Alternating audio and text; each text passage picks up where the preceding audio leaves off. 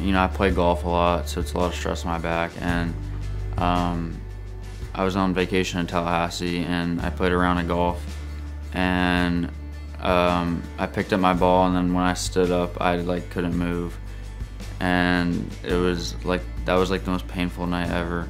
So I knew I had to go to the doctor. So I went to the doctor, and they couldn't really figure out what was wrong because they look for like different things than chiropractors do. So then I just went through a system of like going to the wrong things and stuff like that. Originally, I got MRIs and stuff at the hospital. When they do MRIs and x-rays, they do them laying down, so they really couldn't find anything. Traditionally, when a scoliosis exam is performed by a medical physician, they're just breaking down the scoliosis into three main categories: mild, moderate, and severe. And they're looking at just global Cobb angles, and if you fit that category, you fit the kind of treatment you're going to get. Meaning, if you have a mild scoliosis, nothing is done other than like general physical therapy or pain relief kind of care. If you're greater than 25 and in between 40 and you're still growing, unlike Calum, you would recommend a brace if you're an adult. And again, no treatment, pain recommendations, and then once you become severe, it's surgery. And it's really that cut and dry. My surgeon told me to go to physical therapy and all that, and I did that for this entire year.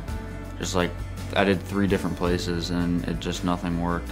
And then he finally just said, "Are you willing to go to a chiropractor?" And then he recommended me here. When I came here, they did sitting x-rays, and yeah, mostly sitting x-rays, and you can see all the curves and everything because your spine is compressed. When we look at measuring a scoliosis, there's really the most accurate way is using an x-ray. An x-ray, because we can do x-rays that are weight-bearing, meaning we can do them standing or seated. When we stand or sit, we add compression of gravity to the spine, which can show what type of scoliosis that you have. The worst way to evaluate a scoliosis would be lying down, either face down or lying on your back, which are typically the way MRIs are taken. So when you do MRIs, the spine actually lengthens when you lay down, and any of these scoliosis curvatures are actually reduced. And in some cases, not even be apparent because the way the MRI was taken. When it comes to a chiropractic examination, not only are we looking at those general Cobb angles, but we're looking at also general and more subtle misalignments of the spine, something that we will call subluxations. And these misalignments could have effects on the nerve system and the nerves that exit the spine, the muscles, the tissues, the discs. And these more subtle misalignments compounded into the scoliosis is how we not only can reduce a curve but manage a patient over time with pain, and we can actually find things that a typical medical doctor or a typical orthopedic surgeon wouldn't find because they're just looking for problems that are big enough to put a rod in your spine. I only had mild scoliosis, but it's crazy that with just mild scoliosis, the pain can be so bad. And I originally came here 3 times a week for about a month or so, and that helped reduce it by a few degrees. And then I did the intensive treatment this week. I did intensive because I have to go off to college in the fall, and I knew I just had to get it fixed as fast as I could. When Calum presented in the office, he presented as a student athlete that his athletic sport was golf.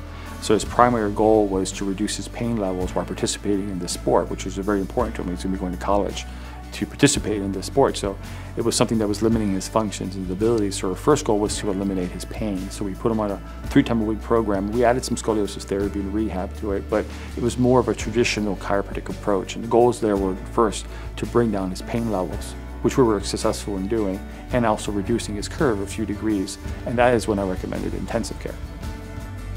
They said it was going to be 6 hours a day, and I thought it would be kind of rough, but it was pretty relaxing, and you have people up there helping you, and you just get on a machine and then you start figuring out what you need to do, and you get used to it, so it's not bad. Dr. Tony told me that, you know, they fix people all the time, and he knew he could fix me.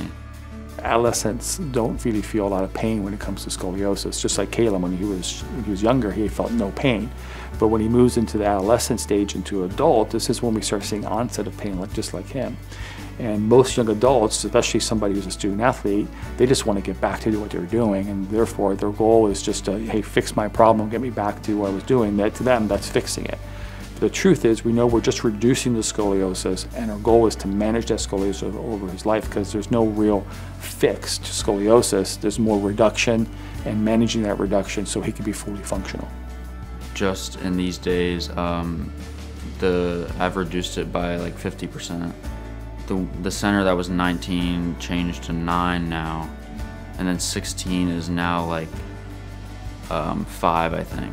My pain probably went from a 9 to a 4. Chiropractors sometimes have a bad rap, and they aren't looked at as a priority, but I think everyone should look at them first before doing surgery or anything that people are going into your body when they could fix it from the outside.